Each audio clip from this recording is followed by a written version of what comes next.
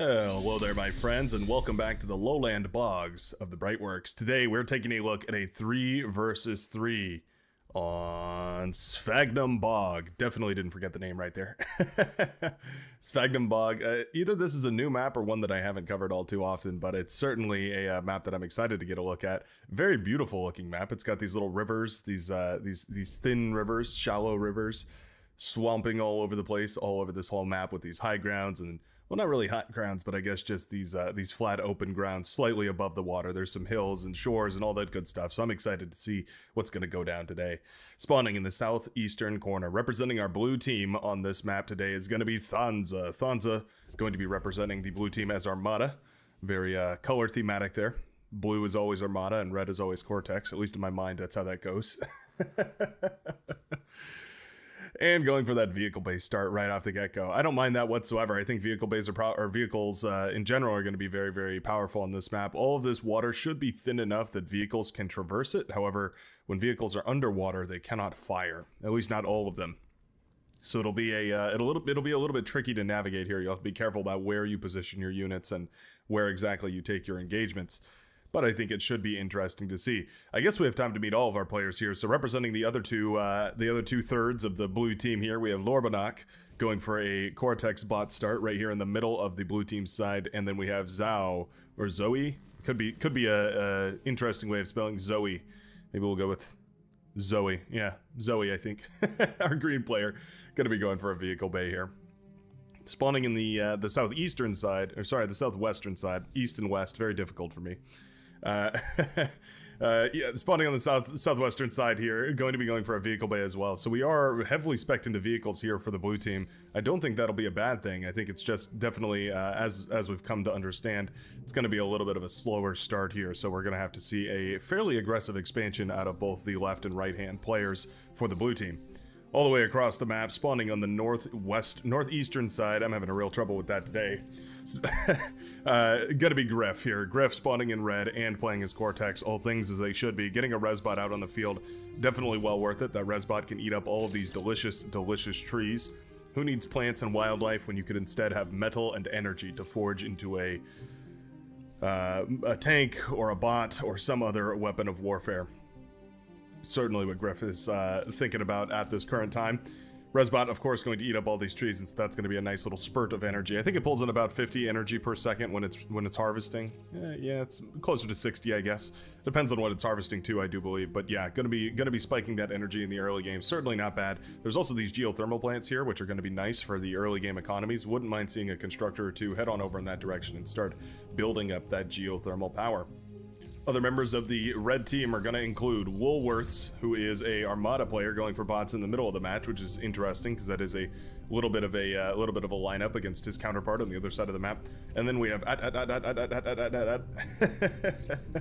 either it's that or it's AT representing the Star Wars troop transport, I believe it was. Yeah, either way, the yellow player, I think, is what I'll be referring to this one as. Not sure if I want to be saying that the entire game. Kind of sounds like gunfire. Maybe that's what it's just supposed to be. Either way, all bot starts across the map for the entire red team. So they are going to have a little bit of trouble here because they're going to be going up against those going to be going up against those vehicles, right? And vehicles versus bots is always a very, very tricky matchup. You have to be so conscious about exactly what trades you're taking and how efficient you're being. It's really important that you take as much metal off of your opponent as possible, really starve them out for economy. Important that you don't give up those reclaim fields, that you claim those metal extractors. Essentially, everything has to be on point. You really need as efficient of gameplay as you can spare if you're going to be playing bots against vehicles here. Griff has moved his commander pretty far forward here, and Thonza's commander is also going to engage. No support up here, just radar towers, and is that a Blitz hiding under there? It is. There's the Blitz hiding in the trees. Very stealthy. It's a sneaky Blitz.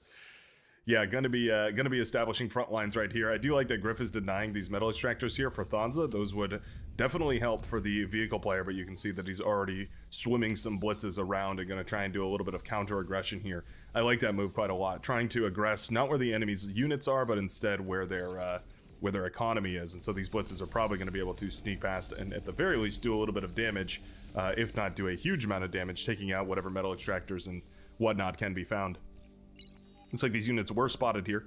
Orange is going to move his units in to try and intercept the forces of Thonza, but these blitzes are quite fast, and they're going to be able to outpace all of these units, save for maybe the pawns, I suppose. And they're not really taking that sort of a path, though. They're not disengaging, rather they're just trying to outpace here. One of the blitzes will go down. Second one looking pretty low. Third one also getting down there as well. Rocket bots have a really hard time hitting these, of course. Won't matter though if they're 2 feet away. The blitzes do eventually hit the orange base. Now there is a light laser tower here, and that's going to be nice. It's going to shave off the health of these blitzes one by one here. But as long as they're pulled away, and they will indeed be so, they're going to be able to run around and do a little bit of damage in the backline here. Not enough build power was set up right off the gate from Woolworths, so unfortunately it means that he's getting a little bit overrun. Light laser tower here trying its very best to hold on against the horde. All of its static defense in the form of metal extractors and solar panels. Not exactly the sturdiest things in the world, but dying to just a couple of grunts right there. Definitely aggression that's well worth it here. And suddenly Woolworths is caught with just his commander on the front lines. Love to see this commander putting in the putting down some wind turbines or something like that to help get that energy infrastructure back up and running. Currently the only front that the red team, well I guess the red team's eastern and western fronts are both looking fairly decent. The yellow player pushing in with these aggravators, making sure to whittle down those light laser towers, and then we can see the red front line is also fairly stable at the moment. I hope that we see some rocket bots, and there they are. Well, I say it ain't so. Perfect. Griff also with a ton of metal in the bank. I wonder why. I guess not enough build power. The current dilemma here. Yeah, not nearly enough build power to actually pump out units.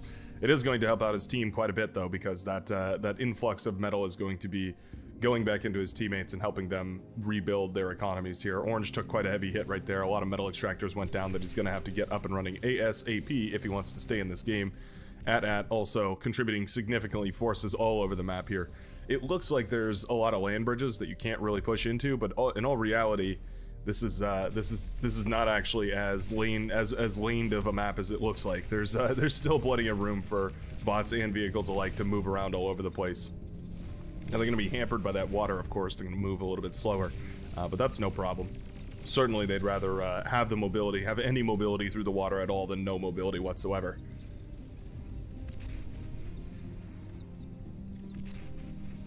Artillery engagement is starting to happen down south here. In the southern side of the eastern side. Southeastern side, I guess is what all that adds up to. Shell shockers firing away here, trying to drop their heavy ordnance from up on high down onto the low of the enemy here. If the grunts stay grouped up like that, those artillery shells are certainly going to take a decent trade. The thing about shell shockers is they're really great against static defense. They're a lot less great against anything that can move. Just by the virtue of the fact that those moving things can move out of the way of those shells that take a good long time to come down. They're like the corrosive bile. If you're familiar with StarCraft units, the Ravager fires the corrosive bile that goes all the way up and comes back down. As long as you split your units appropriately and you can move them out of the way, yeah, those shell shockers aren't going to get a very effective trade against your army. The counterpart to that, of course, is missile trucks, the lashers or the whistlers, depending on Armada versus Cortex. Both of those fire a heat-seeking missile that is capable of doing just a little bit of damage, but at long range and effectively whittling down any force over time. Much more accurate and much better against mobile units, also because they can move while firing, making them ideal for taking down units, whittling down unit compositions, but you do need quite a lot of them in order to start to spiral into any sort of numbers what can do significant damage across the map. Aggravators here not gonna fire super effectively against a lot of these blitzes here. Static defenses are nice, these walls absorbing quite a few of these rockets here. It's not guaranteed that they're going to do that. I think as the aggravators get a little closer, they're going to start to fire more appropriately here. And they'll get a little cleverer. But for the meantime, I mean, any rockets that you can flip against or dismiss from your enemy, right? Any rockets that you can prevent from colliding with your own forces, certainly going to be well worth it. Grab fighting tooth and nail to keep these metal extractors up and running, and I think I appreciate it quite a lot. That's very important that you keep as many mexes up and running as possible. It's why this run-by damage has been so phenomenal from the blue team. Trying to constantly get forces moving in and out of the water and through. There is still a bit of an exposed opening right here. You can see the pathway leading into the backline of the red team. Through that water choke point right there. Not to say that units couldn't be split off by red and orange at this point in order to deal with that. The red front is pushing forward here, but there are some medium tanks to shut down a lot of these thugs. Thugs are quite tough though. They can certainly take a hit. Definitely what you want to have when you're engaging with these tanks. Not a perfect trade, and you're never really going to get a perfect trade. Not against the vehicles here. Some of these units were stalled for just a minute here on movement, and so they will be microed backwards. But they took a few hits from those shell shocker, making them quite a bit weaker. Thugs falling under artillery fire as well as light laser tower fire. They can move in with those red spots behind them. They are actually quite beefy. They really can. They can pack a punch and they can keep on going. They're very, very tough when they have red spot support, but they are not invulnerable, and certainly enough of a spike in damage, say from maybe 5 or so medium tanks firing at them. Certainly enough to blow them apart. Aggravators here have been quite annoying. Yeah, managing to push this line really far back. Even getting a couple kills on the artillery trucks here. Zoe fighting tooth and nail to hold their line as well. They at one point commanded a massive, massive push up to the front here, and now there is hardly anything left in the defensive category. A lot of ravaged defenses. Love to see those resurrected. Always a good idea to resurrect your enemy's defenses. Throw them right back at them. Resbots here trying to resurrect things off the front line. I think what I'd like to see is a consolidated push from all the forces here from Griff, and then go into a mass resurrection. Or a mass reclaim, rather. Try and eat up all the metal from whatever you kill in that push, and then pull back out of there. The reinforcing units are going to be much stronger, much more consistent. Not to underestimate the thug push. The thug push is definitely a significant strategy. We saw it a lot in those 1v1 tournaments. By the way, in case you'd like to go check those out, the first 2 qualifying rounds have concluded. We have 8 players. I can't remember them all off the top of my head, but 8 of the strongest players that are currently in the game right now. Strongest 1v1 players at the very least, but probably strongest overall too, have already qualified and have made it into the September 30th final match. So be sure to go check that out if you haven't. The live streams for all that were recorded and uploaded and all the good stuff, so you can go check that out as well. Anyways, middle of the map, Rocketeers and Maces rather, going to be trying to punch through here. We do see that combination of missile trucks and artillery trucks. It's kind of the golden zone, right? You want to have that high punchy damage from those Wolverines here, the artillery trucks, but you also want the sort of long-range sustained damage from those missile trucks, especially when you have situations like this where there's a unit with just 13, 5, 6% HP remaining, just random numbers, low HP remaining. You can use the missile trucks to whittle those down, and the artillery trucks don't have to waste a shot trying to get all that up and running again. Donza's commander actually in a little bit of trouble here. Yeah, down to 30% HP, and those thugs are still marching relatively sturdily.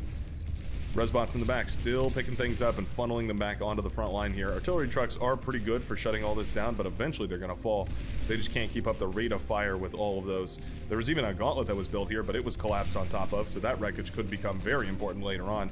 Griff reclaiming a whole lot of this with his commander on the front line. That's a lot of metal, by the way, in that gauntlet wreckage. Wouldn't mind seeing that eaten up either and turned into a T2 laboratory. In fact, it looks like Griff is going for the same exact thing, eating up that T1 solar panel. Very nicely done. Going to be going into that proper T2 lab production here. Got plenty of energy production, got plenty of metal saved up in the bank here, so I think this T2 lab will come up relatively uncontested.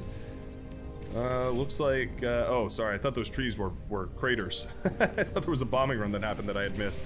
Doesn't look like it. None of these players going into an air lab, at least not for the time being, although I wouldn't mind it. Okay, so we are going to resurrect this gauntlet right here on the front line. It's a very efficient way to get yourself a gauntlet. I don't mind that whatsoever. Building a gauntlet, very expensive. Resurrecting your enemy's gauntlet, much, much less expensive. Not to mention, what you could also do is resurrect this gauntlet, right? And then you have it firing away at the enemy's defenses. And then, once it's sort of ineffective anymore, you move into that T2 stage and it's not really able to fire very well anymore. You just eat it up, because you saw that it was worth 750 there just a minute ago, whereas now it is worth 1,250. So, just by resurrecting it, which only costs you energy, you manage to increase the amount of metal that is tied up inside of it, so you can eat it up for even more metal later on if you, if you should decide to. T2 Constructor coming up. We are now lacking on build power at the moment.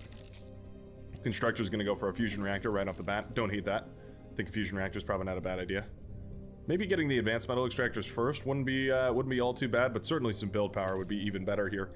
Imagine putting 1 or 2 construction turrets over here, just kind of right in this area, and I think they'd be able to, yeah, probably assist with the lab there.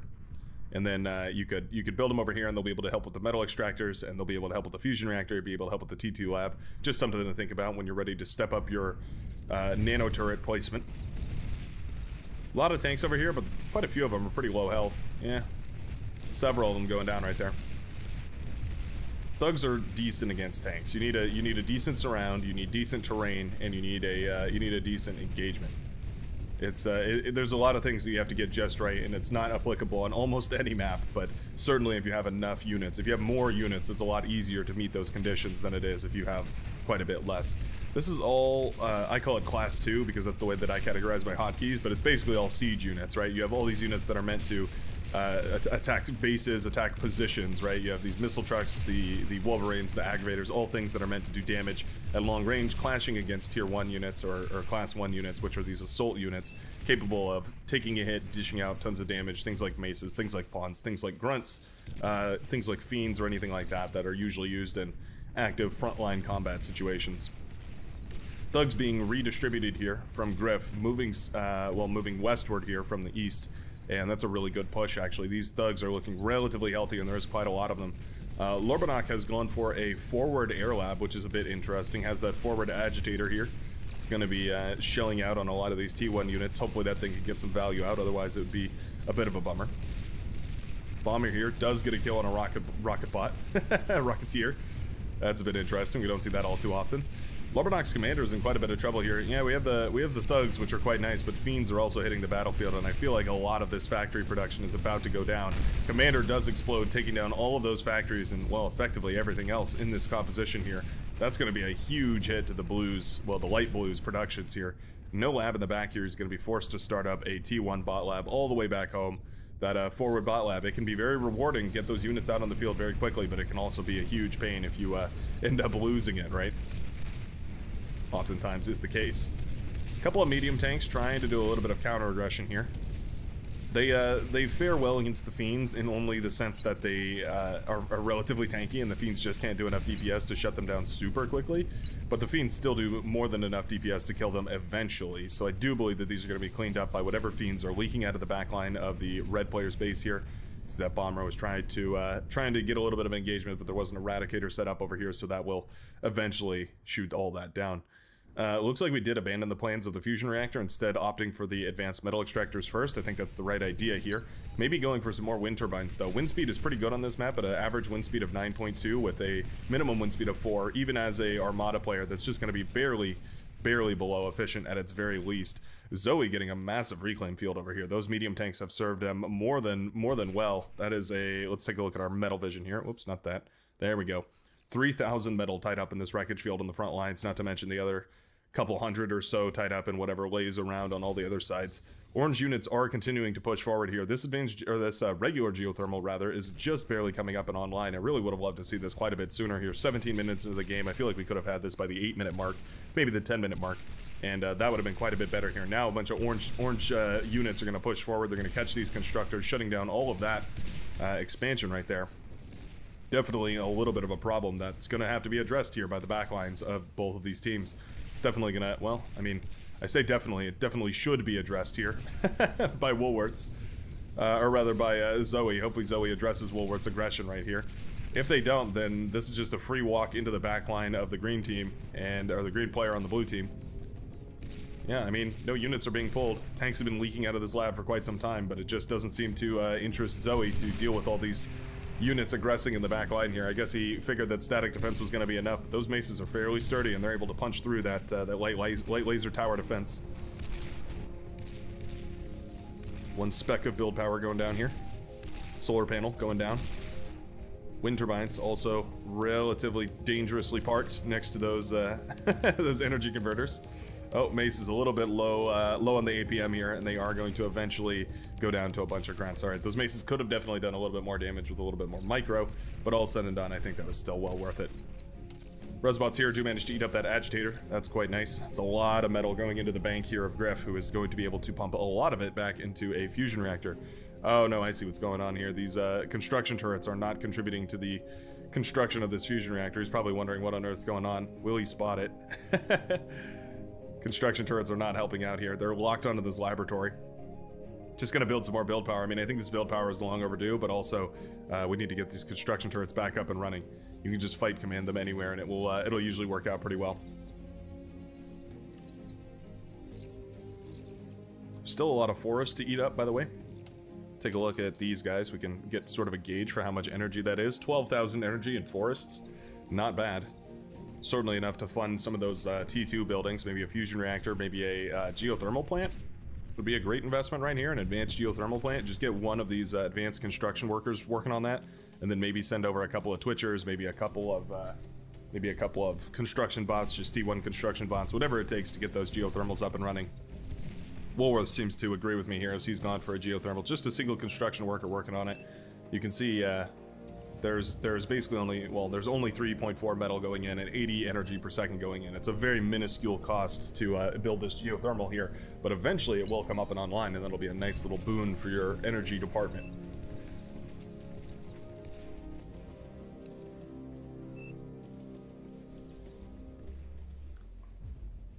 Lots and lots of these Janices have been built here. That gauntlet firing away. That is a turned gauntlet, and it is now firing against the blue forces that it was originally built by. Turning against its creator, trying to hold this line here. Tank's gonna try and spread out, do a little bit of damage. Griff's commander is still available on the front lines here, so that's yeah, that's gonna be a little bit of a difficult thing to push through. Now, if there's any unit that can snipe a commander relatively quickly, it's of course going to be the Janus. We've all seen just how powerful the Janus can be. Oh, yep, they get within range of the commander. And I think that's going to be Griff's commander going down real quickly right there, taking down essentially everything right next to it. There's a couple of Januses that did survive. They could actually afford to be a little bit more aggressive here, but they're instead going to retreat backwards and regroup. There are some forces from Lorbanok that are going to pull off the front line and instead going to group up on the, well, the western side of the red players' front lines here. That commander is still lying in the muck down there, and I'd love to see a resbot or two eating up that commander wreckage, or maybe even trying to resurrect it, although it's fairly far forward to successfully resurrect, so that might be a bit tricky to pull off. Medium tank push, but again, those medium tanks are having a hard time pathfinding through all of this. They're not eager to drive through the water, so they'll try to drive on the land, but that means that they tend to bunch up and group up, and so the bots here actually are taking a nice little advantage. I did not expect that, but it is really cool to see. Rocketeers here trying to shoot down the plane. Again, I have to imagine the internal process is like, you know, technically I could shoot at that thing, and, you know, command is like, what are you talking about? You're not an anti-air unit. What do you mean you could shoot at that thing? Well, it's technically within range, and I technically have the line on it. Okay. Doesn't cost me anything. Couple of grunts bundled up over here.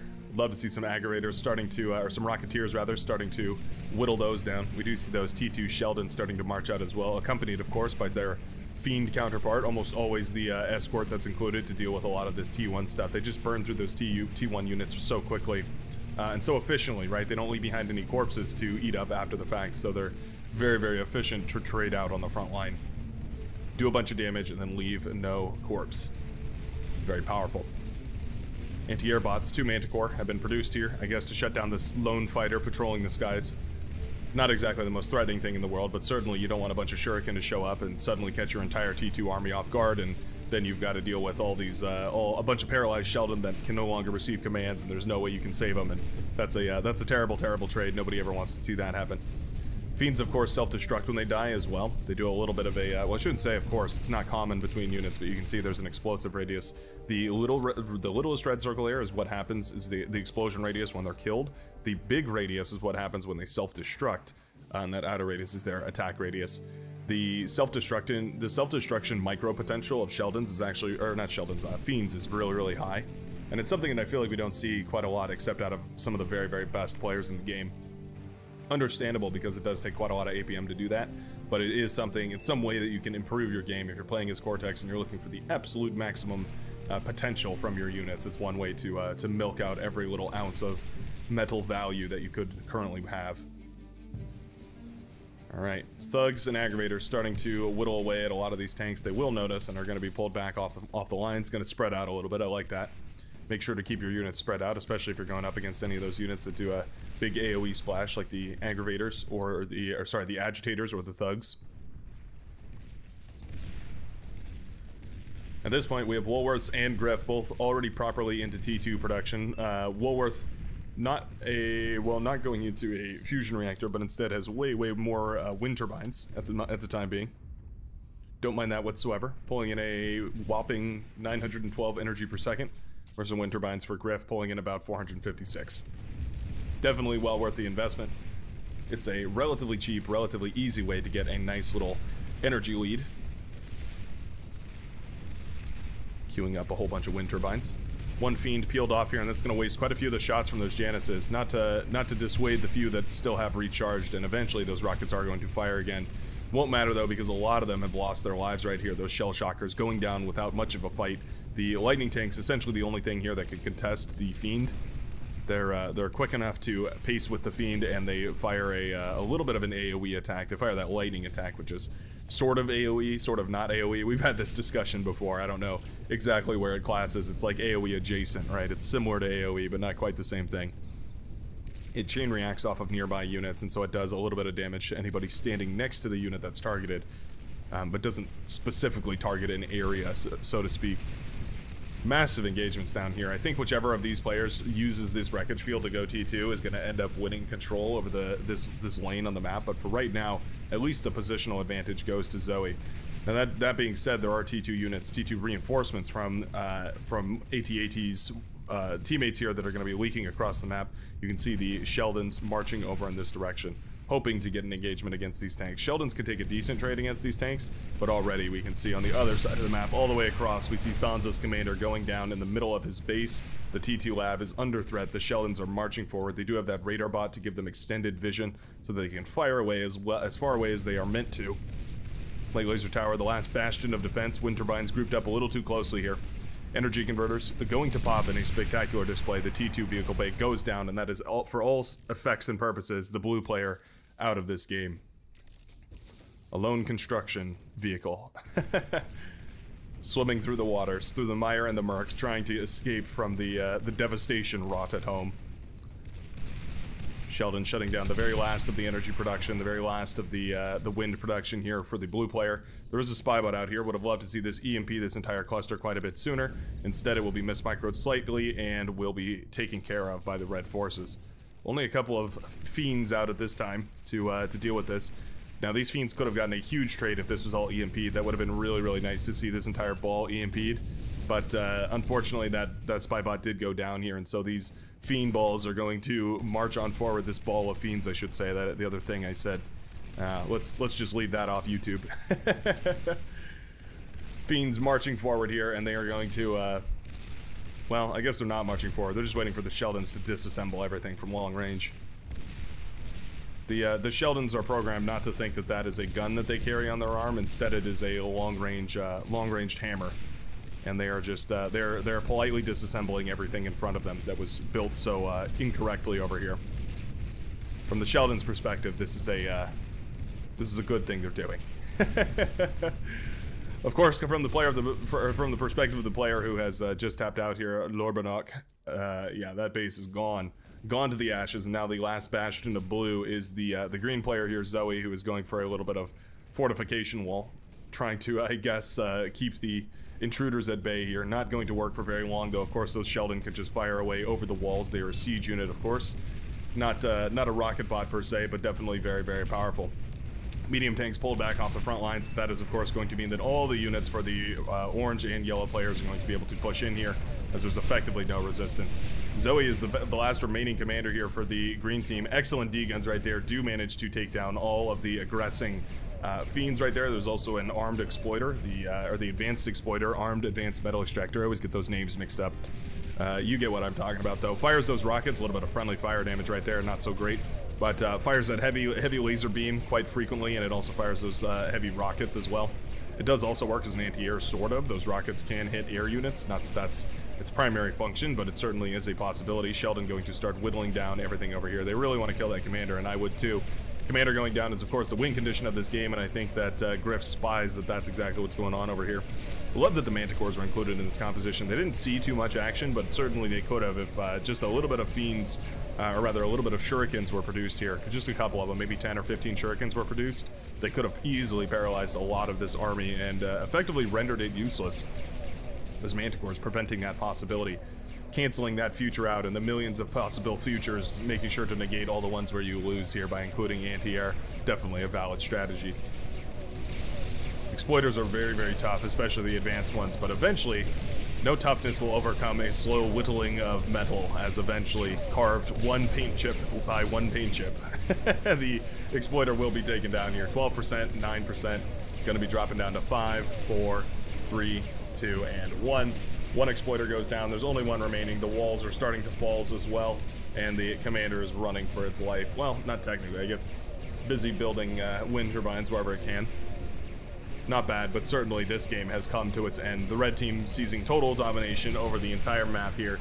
The exploiter is the last remaining bastion of defense at this point. And I think that's all she wrote here for the blue team.